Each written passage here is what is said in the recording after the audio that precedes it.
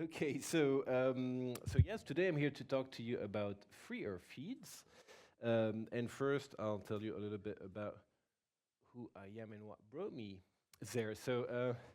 I'm a computer scientist by training, and my day job is to run a nonprofit, which is called AI Forensics. And what we do is we study influential and opaque algorithms. Influential and opaque algorithms. So basically, we study the enshittification of the current social media space, which is has, as you know, lots of problems, and we act a little bit in the ecosystem as often as a bridge between the civil society ecosystem and regulators, and so that allows us to bring up some of the issues that are going on, and also sometimes to open some perspective on different ways things could be done. And so, in particular, algorithmic interoperability has been kind of a long interest for me. A few years ago, I worked on this project that was called YouChoose.ai, which was basically a way to make alternative recommender systems for YouTube.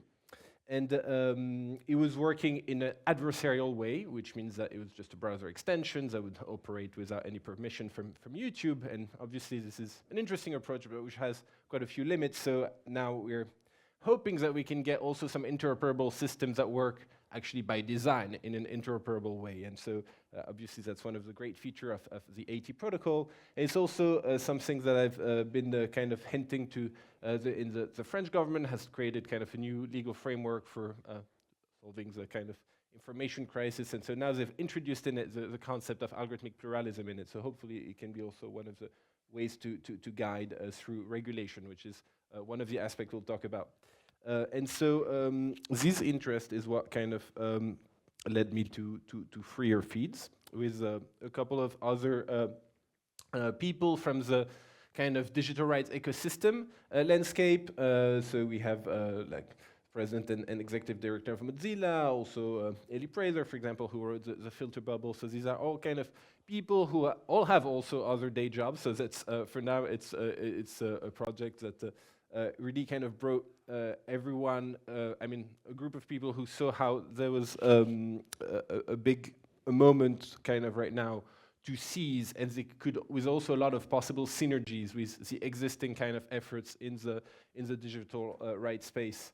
And so, obviously, the vision, which I think a lot of people here share as well, is to kind of have social media ecosystem that is not that is capture free from billionaire, and also that can operate in kind of such more independent way.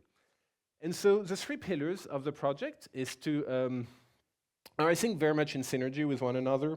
The first is to build infrastructure. Obviously, we know infrastructure is power, and it's very important that the kind of core infrastructure that underlies all these applications we're building can be independent from too many corporate interests.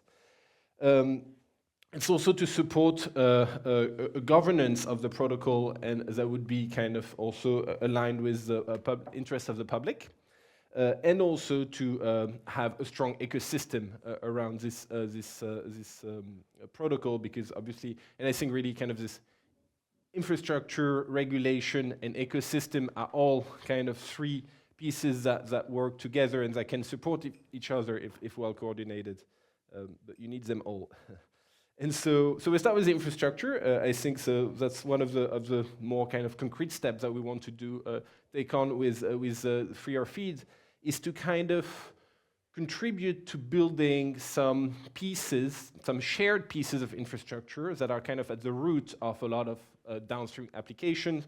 So the relay is kind of an obvious example of that. Right now there's only, mostly one relay that operates the entire network. Also PDS, a PDS service would be something that we would like to move forward, especially ones that could be based in Europe and also therefore benefit from a lot of like stronger data protection laws that we have in the EU jurisdiction. We've been also, these are all kind of ideas that we are discussing, and you can hear more of tomorrow in the In the Sky discussion. But we've also been thinking about, yes, a backlink service and potentially also an app store for the and all the ad kind of applications. It's not my idea. I'm just like saying, but we might talk about it more tomorrow. But yeah, it could have a lot of benefit, both in terms of distributions for applications that currently a lot of you are developing, and that can be sometimes maybe hard to find for people, and also benefit from the DMA requirement that Google and Apple have to open to new app stores. So that's something we can also leverage in Europe. And so another reason why I think it's important to build this infrastructure in Europe is that I think it will be also motivating factors for regulators here to kind of understand that this is a protocol on which they have, in which they can feel a better sense of digital sovereignty.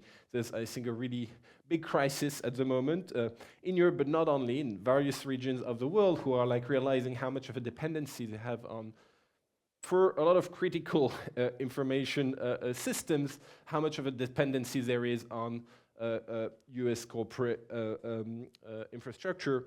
And so being able to show that the AT protocol can allow to build things in a much more sovereign way is, I think, will be a strong argument to get regulators and leaders in the EU to invest in this community and invest in this infrastructure also, and also maybe to push for regulations that would enable and support kind of a more systemic change. For example, by enforcing or by mandating for social media platforms and just apps in general to operate on interoperable protocols.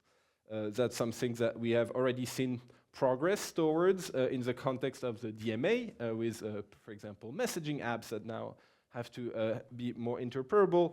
But it's also an approach that we have seen working in, for example, for phone providers in the past, like corporations don't necessarily have the incentives to do this kind of transition on their own, because the walled gardens is pretty core to their business model. But that's where we need the regulator to come in, is to say, no, but the interest of the consumer is actually for all these systems to work together. And obviously, the internet used to be way more interoperable. And I think we're going to need the regulators to help things shift back. And so the last the last pillar is to really, and maybe probably the most important one, is also to support, obviously, the community that's going to actually build concrete things on this protocol. Because I think, it's not the regulators who on their own are going to develop these alternatives. And so here, that's why we hopefully would like to raise a lot of money from various channels, whether it's like big foundations or also potentially states, if we manage to get them also, understand how this is critical and important to also digital sovereignty, in order so that we could then reseed this money to support a lot of the projects that we have heard today and other projects that are exciting in the community. And so this is the goal, to build not only kind of social media bricks, but also a whole lot of other applications, because obviously, as you know, it's not just social apps that can be built on top of AT. Sorry, I'm kind of like, feel this microphone is moving away from me every time. That's the idea. And so, so far where we're in the roadmap, as I mentioned, it's a pretty young project that a lot of us are doing.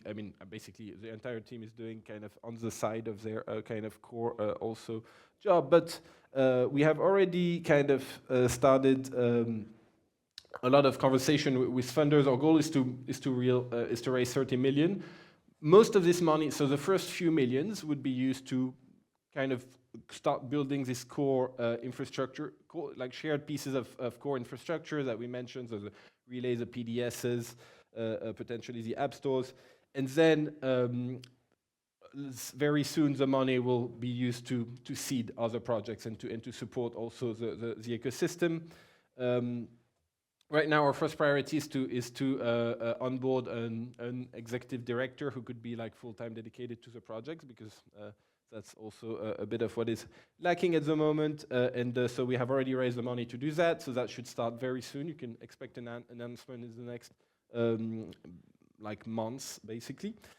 We also should very soon announce an exciting partnerships with the AT Proto Community Fund to also kind of solidify this roadmap of what are the most important infrastructural pieces that we're going to need and that can best support the ecosystem. We also have been like scoping a partnership with a cloud provider who should provide us a lot of free kind of services. So yeah, so that's where we are, basically. And I'm happy to take question or chat further over lunch.